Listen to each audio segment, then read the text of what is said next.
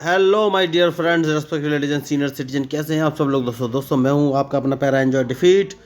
तो आज मैं फिर ऑनलाइन मैच लेके आया हूं दोस्तों, और आज मुझे जो अपोनेंट मिल रहे हैं इनका नाम है गेस्ट 99833305 और इनके अंक हैं 1906 1906। तो बहुत ही बढ़िया अंक है। तो खतरनाक मैच होने वाला है दोस्तों, बढ़िया प्लेयर हैं ये। तो ये टाइम बाउंडेड मैच है दोस्तों, और मेरे 10 सेकंड बचे हैं। तो पहले मैं अपना मूव चल देता हूँ। जो ग्रीन कलर का टिक आपको दिखाई दे रहा है वो पॉन जो मेरा E7 पर, उसको उठाकर मैं E6 पर रख देता हूँ।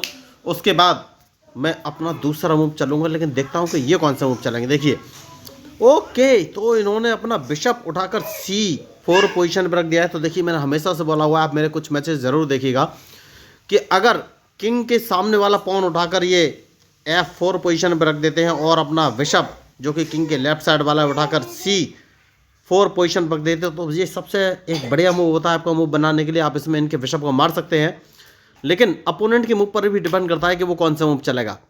लेकिन आप अपोनेंट का मूव तो बिगाड़ सकते हैं। तो सबसे पहले जो ग्रीन कलर का टिक दिख रहा है जो कि मेरा पॉन है A7 पर, उसको मैं उठाकर A6 पर रख दूंगा दोस्तों। और उसके बाद अपनी क्वीन को E7 पोजीशन पर ले जाऊंगा, क्योंकि उसके बाद मैं D7 वाले पॉन को उठाकर डायरेक्ट D5 पर रखूंगा। तो जैसे कि मैंने कहा था, अपने क्वीन को E7 पोजीशन पर ले जाऊंगा। तो अब मैं अपने जो पॉन आपको दिख रहा है D7 पर, इसको मैं डायरेक्ट उठाकर D5 पर रख दूंगा। जैसे कि मैंने बोला था, मुझे देखना है कि ये कौन से मूव चलेंगे। तो देखिए, इनके मूव के ऊपर ही मेरा मूव डिपेंड करेगा दोस्तों। मैंने पहले ही कहा है कि मैच में जो गलती करेगा वही हारेगा। तो देखना ये है, बहुत बढ़िया। तो मैं इसको मार दूंगा दोस्तों। देखिए, तो मैं वही आपको बोल रहा था कि अपोनेंट के मूव पर डिपेंड करता है। तो अल्टीमेटली मैंने इनका मूव तो बिगाड़ ही दिया है। तो अब सबसे पहले मैं अपने बिशप को उठाकर D7 पोजीशन पर रखूंगा, क्योंकि उसके बाद मैं अपने बिशप को C6 पोजीशन पर रखना चाहता हूं। और मैं अपने न्यू व्यूअर्स को बता देना चाहता हूं, D7 C6 पोजीशन ये है क्या जो मैं बोल रहा हूं। ये स्क्वायर का नोमेनक्लेचर है, मतलब कि रिप्रेजेंटेशन है। तो देखिए, ब्लैक कलर के नीचे आपको राइट से लेफ्ट की तरफ ABCDEFGH लिखा हुआ दिखाई दे रहा है दोस्तों। ये कॉलम को रिप्रेजेंट करता है। कॉलम मीन्स नीचे से ऊपर जाते हुए स्क्वायर। और लेफ्ट हैंड साइड पर जहाँ आपको ग्रीन टिक दिखाई दे रहा है, वहाँ पर व्हाइट से ब्लैक की तरफ 1 2 3 4 5 6 7 8 लिखा हुआ दिख रहा है दोस्तों। ये रो को रिप्रेजेंट करता है। रो मीन्स लेफ्ट से राइट की तरफ जाते हुए स्क्वायर। तो जहाँ पर ये कॉलम और रो एक दूसरे को कट करते हैं, वो स्क्वायर को रिप्रेजेंट करते हैं। तो जैसे कि अभी आपको ग्रीन कलर का टिक दिखा रहा है, मेरा जो बिशप है ये D कॉलम की 7th रो में है, तो उसको D7 पोजीशन बोली जाएगी। और मैं उसको उठाकर C कॉलम की 6 पोजीशन पर रख दूंगा, तो ये C6 पोजीशन बोली जाएगी। तो अब देखना ये है कि ये कौन सा मूव चलेंगे। इन्होंने बढ़िया मूव चला है। तो सबसे पहले देखिए, इन्होंने अपना नाइट चला है, तो ये अपने बिशप को G5 पोजीशन पर रख सकते हैं दोस्तों। देखिए, मैं इनके बिशप को मार नहीं पाऊंगा, तो सबसे पहले G5 पोजीशन में ब्लॉक कर दूंगा। और जो ग्रीन कलर का टेक आपको दिखाई दे रहा है S7 वाला पॉन, उसको उठाकर H5 पर रख दूंगा। तो अब देखना ये कौन सा मूव चलेंगे। तो देखिए, मैच बहुत ही इंटरेस्टिंग चल रहा है।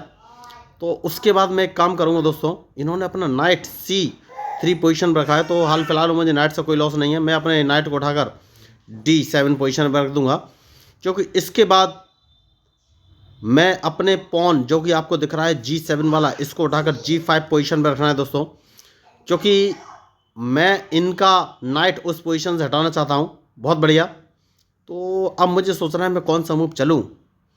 ठीक है दोस्तों, एक काम कर सकते हैं, और वो काम ये है कि मैं अपने बिशप को उठाकर G7 पोजीशन पर रख लेता हूं। तो अब देखना ये कौन सा मूव चलेंगे। बहुत बढ़िया। तो अब मैं अपने क्वीन को बाहर निकालूंगा दोस्तों। और मुझे देखना है कि मैं मूव कौन सा चलूँ। देखिए, मैच में जो गलती करेगा वही हारेगा दोस्तों।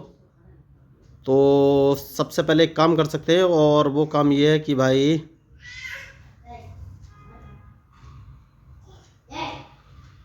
अगर मैं इसको मार देता हूँ तो क्या होगा। देखिए, मुझे थोड़ा सा सोचना पड़ेगा।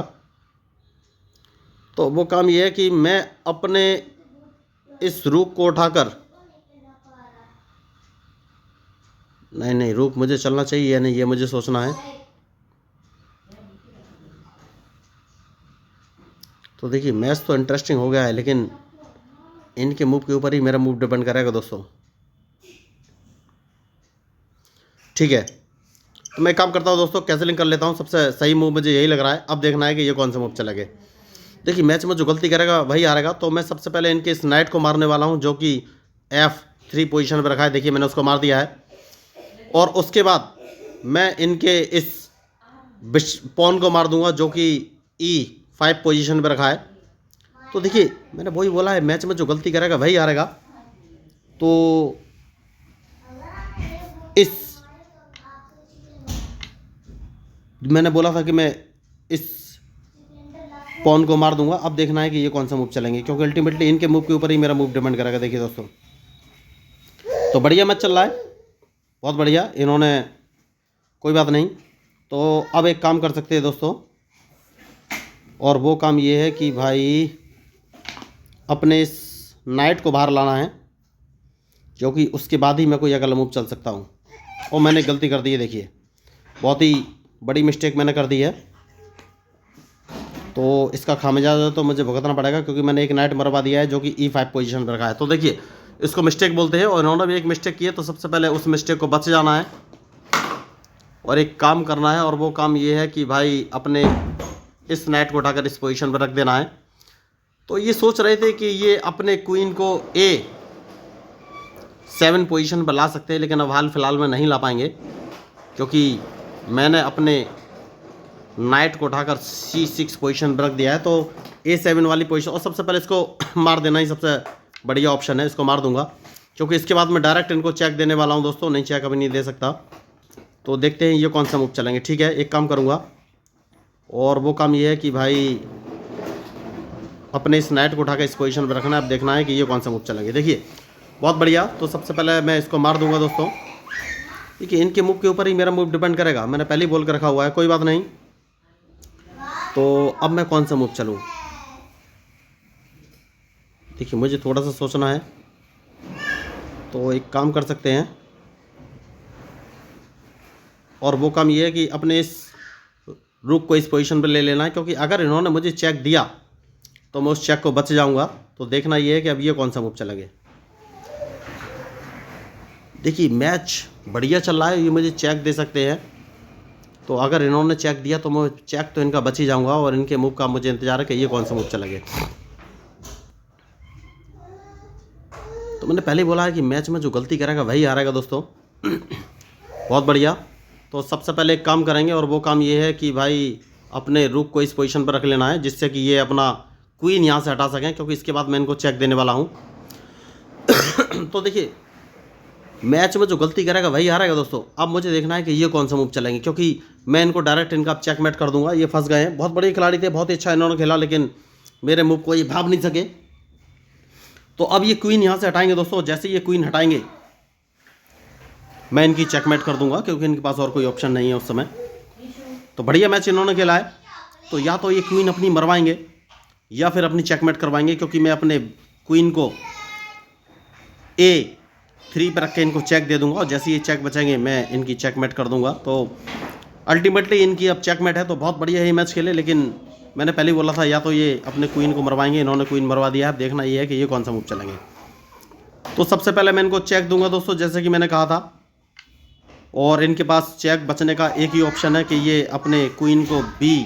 तो देखिए मैं वही बोल रहा था कि इनकी चेकमेट निश्चित है, अपने क्वीन को ही मरवाएंगे। मैंने उनको क्वीन भी मार दिया और चेकमेट हो गई है, एक ही मैच एक ही मूव में।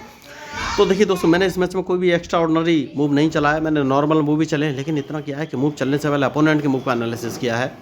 ये बहुत ही ज़रूरी होता है, मैंने पहले बोला है। देखिए मैं कोई बहुत बड़ा 30 मार का प्लेयर नहीं हूँ, गलती मुझसे भी होती है, लेकिन जब आप अपोनेंट के मूव का प्रॉपर एनालिसिस करते हैं तो गलतियों के चांस होने कम हो जाते हैं, और चेस में जो गलती कम करता है उसके जीतने की पॉसिबिलिटी बढ़ जाती है। तो दोस्तों देखिए अगर आपको चेस के बेसिक रूल्स या मूव के बारे में कोई कन्फ्यूजन हो तो आप इस मैच के डिस्क्रिप्शन बॉक्स में बेसिक रूल्स ऑफ चेस 1 2 3 4 नाम के 4 वीडियो मैंने डाले हुए हैं, आप उन वीडियो को देख लीजिए। मैंने बहुत ही बेसिक लैंग्वेज में, हिंदी लैंग्वेज में सारे कंसेप्ट क्लियर करने का ट्राई किया है, समझाने का ट्राई किया है। गारंटी के साथ बोलता हूँ आप एक बार उन वीडियो को देख लेंगे तो आपको चेस के सारे रूल्स और मूव क्लियर हो जाएंगे। उसके बाद आप कम से कम अच्छे मूव तो चल ही सकते हैं, क्योंकि अच्छा चेस आप तभी खेल पाएंगे जब आप प्रैक्टिस करेंगे। तो दोस्तों आपको मैच कैसा लगा? और हाँ दोस्तों मैं ये कहना चाहूँगा, देखिए मेरा उद्देश्य खुद को फेमस करना नहीं, मेरा उद्देश्य चेस को फेमस करना है। तो अगर आपको मेरे मूव या मेरी स्ट्रेटजी या मेरा कंटेंट लीक से अटका लगाओ या इंटरेस्टिंग लगाओ तो प्लीज़ मेरे चैनल को सब्सक्राइब कीजिएगा, क्योंकि मैं हूँ आपका अपना प्यारा एंजॉय डिफीट representing India international at chess. और इस मैच में भी आपने देखा होगा छोटे छोटे मूव, मतलब छोटी छोटी गलतियों का ही एडवांटेज लेके मैच जीता जा सकता है। तो आपका मैच कैसा लगा जरूर बताइए दोस्तों। मैं हूँ आपका अपना प्यारा एंजॉय डिफीट representing India international at chess. Thank you, धन्यवाद।